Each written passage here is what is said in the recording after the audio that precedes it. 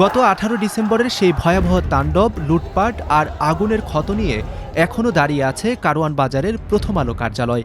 ভবনটি এখন কেবল ধ্বংসস্তূপ নয়, বরং এক ঘুরে দাঁড়ানোর উপাখ্যান। কারণ এ ভবন পড়ার ২৪ ঘন্টার মধ্যেই সাংবাদিকরা আবারও ঘুরে দাঁড়িয়েছেন, শুরু করেছেন সংবাদ প্রকাশ। তবু দাঁড়িয়ে থাকা এই দগ্ধ ভবনকেই শিল্পী মাহবুবুর রহমান ব্যতিক্রমী এক শিল্পকর্মে রূপ দিয়েছেন। এই প্রদর্শনীর শিরোনাম আলো। ১৮ ফেব্রুয়ারি সকালে কারওয়ান বাজার প্রথম আলো ভবনের সামনে দেশের সংবাদপত্রের মালিক, সম্পাদক, সাংবাদিক, নেতা ও গণমাধ্যম কর্মীদের উপস্থিতিতে আনুষ্ঠানিকভাবে শুরু হয় এই আলোর প্রদর্শনী। ২৮ ফেব্রুয়ারি পর্যন্ত প্রতিদিন বেলা ১১টা থেকে ১টা এবং বিকেল ৩টা থেকে ৫টা পর্যন্ত চলবে এই প্রদর্শনী। শিল্পী এখানে ধ্বংসের ভেতর থেকে প্রাণশক্তির উত্থানকে ফুটিয়ে তুলেছেন। আর প্রদর্শনী অনুষ্ঠানে আগত বক্তারা মনে করিয়ে দিয়েছেন, এটি কেবল একটি ভবনে হামলা নয়, বরং মুক্ত চিন্তা ও স্বাধীন সাংবাদিকতার ওপর আঘাত। বুধবারের এই প্রদর্শনীর উদ্বোধনী অনুষ্ঠানে ডেইলি স্টারের সম্পাদক মাহফুজ আনাম প্রথম আলো ও ডেইলি স্টারে আগুন দেওয়ার ঘটনাটি কেবল দুটি প্রতিষ্ঠানে অগ্নিসংযোগ নয় বলে উল্লেখ করেন। দাবি করেন, এই হামলার পেছনে একটি সুনির্দিষ্ট পরিকল্পনা আছে। তিনি নতুন সরকারকে তা তদন্ত করে নেপথ্যের পরিকল্পনাকারীদের মুখোশ উন্মোচন করার আহ্বান জানান। ২৪ ঘন্টার মধ্যে এই দুইটা কাগজ কিন্তু আবার পাঠকদের কাছে চলে গেছে। এটা কোনোভাবেই সম্ভব হতো না যদি সাংবাদিকরা, প্রথম আলোর সাংবাদিকরা, কর্মীরা এত একনিষ্ঠ না হতেন। দি স্পিরিট ইজ আনবিলিভেবল। এই দুইটা কাগজের আগুনে পুরানোর চেষ্টাকে এই দুইটা কাগজের সমস্যা ভাববেন না। এটা হচ্ছে মুক্ত চিন্তার পেছনে আগুন দেওয়া, স্বাধীনতার বিরুদ্ধে আগুন দেওয়া, স্বাধীন সাংবাদিকতার বিরুদ্ধে আগুন, এবং জাতিগতভাবে চিন্তার যে শক্তি, চিন্তার যে স্বাধীনতা আমাদের দরকার, সেটার উপরে এটা আগুন হচ্ছে।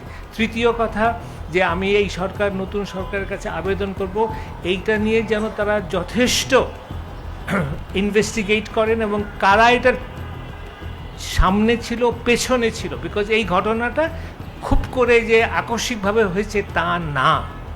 আমি যদি সত্যিকার অর্থে আইন শৃঙ্খলার পুনঃপ্রতিষ্ঠা চাই, তাহলে আমি অনুরোধ করব এই নতুন সরকারকে যে আপনারা যেন নির্বিঘ্নে ইনভেস্টিগেট করেন এবং কারা এটাকে উস্কানো দিয়েছে, কারা এটাকে বাস্তবায়ন করেছে, তাদের যেন আমরা জনসম্মুখে তুলে ধরতে পারি।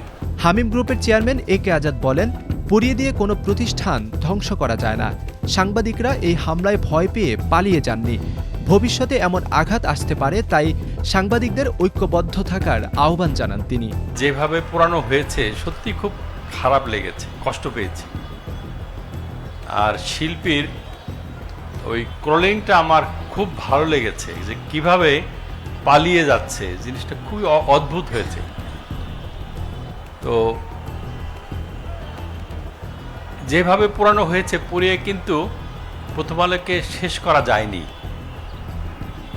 কারণ বিজ্ঞানের চেরাতে সত্য, কোনো কিছু ধ্বংস হয় না, রূপান্তর হয়। শক্তির কখনো বিনাশ নাই, শক্তির রূপান্তর হয়।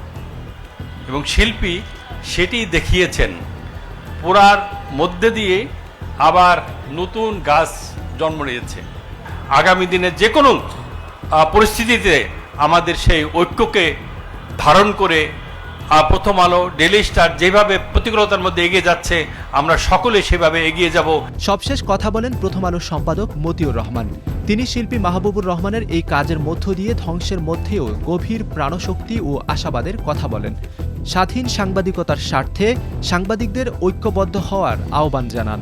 এই প্রদর্শনী এর সকল কৃতিত্ব শিল্পী মাহবুবুর রহমানের। তার জন্য আমরা একটা বড় হাততালি দিই। আমরা অতীতের যে কোনো সময় চেয়ে আমরা এখন অধিক সচেতন, আমাদের নিজেদের সাংবাদিকতা নিয়ে, আমাদের নিজেদের কাজ নিয়ে, আমাদের লেখালেখি নিয়ে, আমাদের প্রকাশনা নিয়ে। এবং আমি বলবো যে এইভাবে আপনারা সবাই মিলে সংবাদপত্র জগতে একটা নতুন ধারা তৈরি করব। সেটা ঐক্যের, সমঝোতা এবং মিলেমিশে একত্র ঐক্যবদ্ধভাবে চলার পরিবেশ তৈরি করার চেষ্টা করব। অতীতের মতো না, ভবিষ্যতে সংবাদপত্র, সাংবাদিক সমাজ বা যে কোনো সাংবাদিকতার সঙ্গে যুক্ত গোষ্ঠী, ব্যক্তি, তাদের যে কোনো হামলা, আক্রমণ, বিপদ আপদের সময় তিনি যে কোনো দলেরই, যে কোনো মনেরই বা যে কোনো চিন্তারই হন না কেন, তাদের পাশে আমরা থাকব, সবাই মিলে এক মাসে থাকবো। এইভাবেই আমাদের আগামীতে চলতে হবে। সেখানে আমি নওয়াবের পক্ষ থেকে, সম্পাদক পরিষদের পক্ষ থেকে বলতে পারি যে নওয়াব সম্পাদক পরিষদ এক্ষেত্রে আরও উদার, আরও মুক্ত, আরও ঐক্যবদ্ধভাবে এই ধারাতে আমরা আগামীতে চলব। গত 18 ডিসেম্বরের সে আগুন দমাতে পারেনি আলোর পথকে। ধ্বংসের আধার সরিয়ে আবার জ্বলে উঠবে আলো। শাহাবুদ্দিন, প্রথম আলো।